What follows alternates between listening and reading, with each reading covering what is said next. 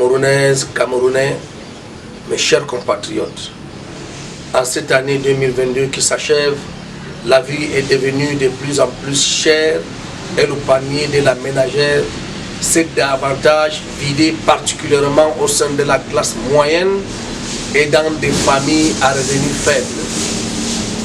Comme toujours, le gouvernement a brandi des raisons de cette vie chère en accusant d'une part le conflit en Europe de l'Est entre la Russie et l'Ukraine et d'autre part les conséquences de la pandémie du coronavirus.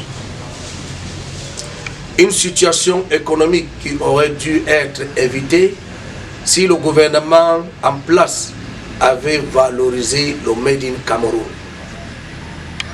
La loi des finances de l'exercice 2023 votée et adoptée par le Parlement, puis promulguée le 27 décembre 2022 par le chef de l'État, augure une année 2023 encore plus chère et plus dure.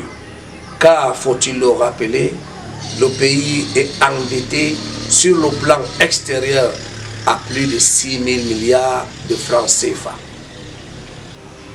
Du 13 au 15 décembre 2022, notre pays a pris part au deuxième sommet États-Unis-Afrique organisé à Washington. En attendant, et nous l'espérons, les retombées économiques de ce sommet sur le quotidien des Camerounais. Et en tant qu'observateur des relations internationales, nous constatons que l'Afrique se trouve toujours à la remorque des pays occidentaux et asiatiques.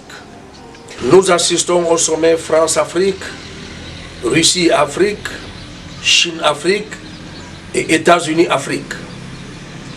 Pourquoi ne pas envisager l'organisation sur le sol africain d'un sommet qui permettra aussi de regrouper toutes ces puissances?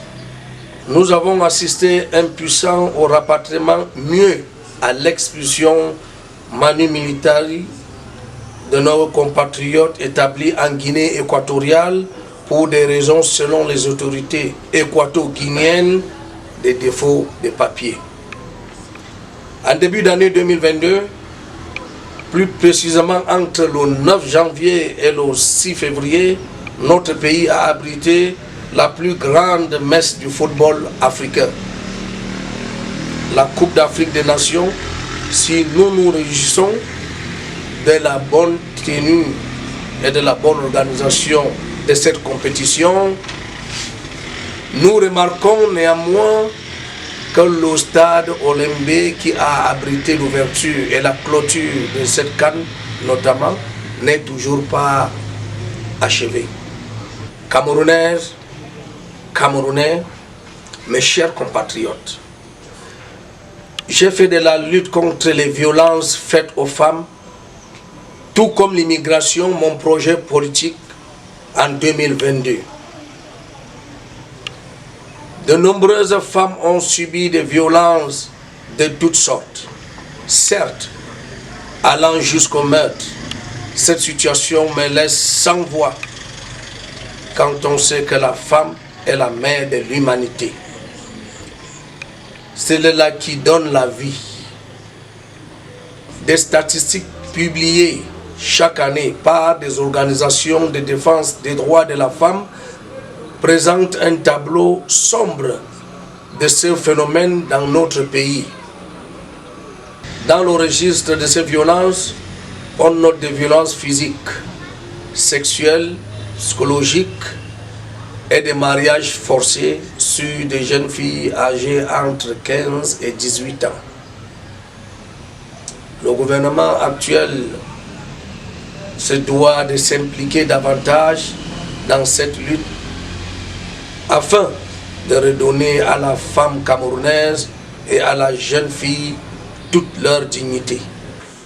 Moi, je ne cesserai jamais de porter ce combat jusqu'à ce qu'elles, ces violences, soient réduites à leur plus simple expression, car c'est inacceptable. S'agissant de l'immigration, je reste convaincu qu'un meilleur contrôle et une meilleure régulation permettront à notre pays d'être plus efficace en matière de la lutte contre l'immigration clandestine.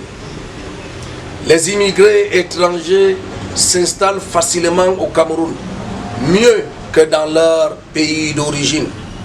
Il faut que les expulsions et les reconduites aux frontières des immigrés au Cameroun reprennent rapidement. Il faut une tolérance zéro parce que ces phénomènes atteignent des proportions inacceptables. Tous ceux qui veulent s'installer chez nous au Cameroun doivent respecter nos lois. Camerounaises, Camerounais, mes chers compatriotes, à l'aube de la nouvelle année qui s'annonce, des défis spécifiques nous interpellent. Mais le plus grand de tous est celui de l'emploi, et spécifiquement l'emploi des jeunes. Je vous invite, chers jeunes, à plus d'ardeur au travail, que vous soyez conducteur de moto-taxi, sauveteur, manœuvre, chargeur, votre pays a besoin de vous.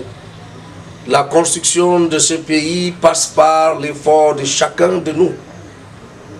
Je connais vos difficultés quotidiennes, je les ai connues moi aussi, mais ne lâchez pas. Ne baissez pas les bras.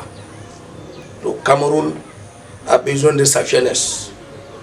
Bonne et heureuse année 2023 à tous et à chacun.